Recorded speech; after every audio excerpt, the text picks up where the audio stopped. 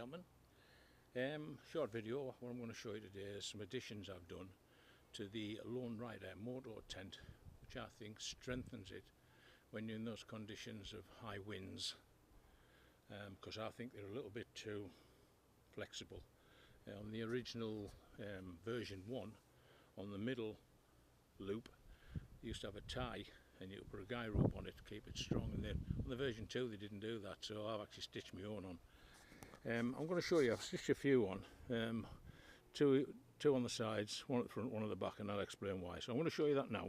So I'll put this extra one on here, and I've stitched it below where the rod goes, okay, so it's there, it's well stitched on, okay, just to stop this, because they are quite flexible, but there's a bit of movement in it, but I didn't want, it was dipping down that far, it was pooling in here, and I didn't like that.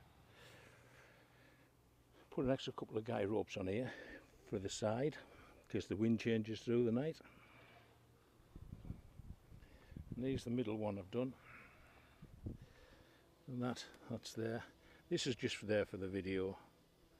Yeah, you can tie that round or clamp that onto there if you want. Same at the front here. Added extra ones at the side, a little bit slack, I haven't tightened them up at the moment. But the addition I've done is this one in the middle at the top. I've put that there.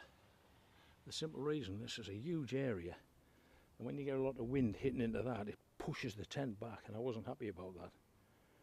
I'll probably ruin my guarantee with this tent doing this, but I'm not bothered.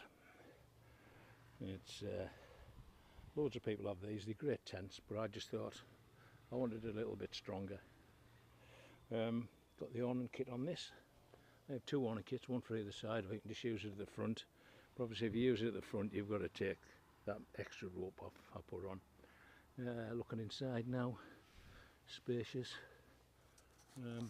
I'm 6 foot, so all these people say it's 6'2" and it doesn't touch them. That's telling porgies, I think.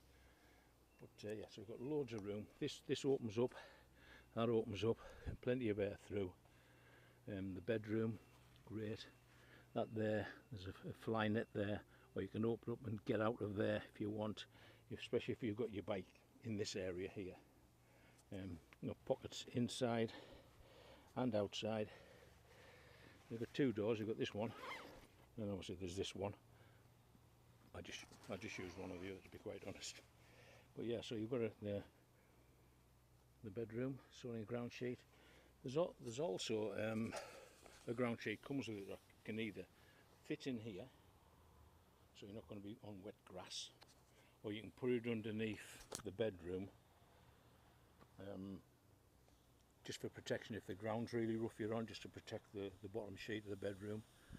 I might buy another one. They're about 70 quid, it's quite expensive, as I get my family to do it for my birthday or something. Looks like we're getting ready for war. So yeah, so that's what I've done.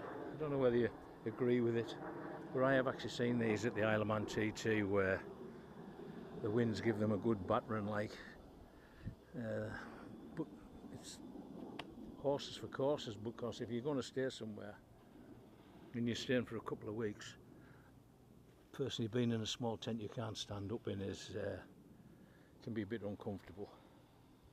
But yeah, fits on the bike great. Yeah, I love it. So you can get in the back door there. So like I say, I put these extra ones on here out to the side. Them's the original ones, that's an add-on. And I just think it helps in case of windy nights. Obviously you don't have to use them when it isn't windy. It's just there for that extra bit of wind, and people say, well, you might trip over them. Watch where you go on. So yeah, that's what I've done. Hope this helps, and maybe you might do it or you might not. Stay safe.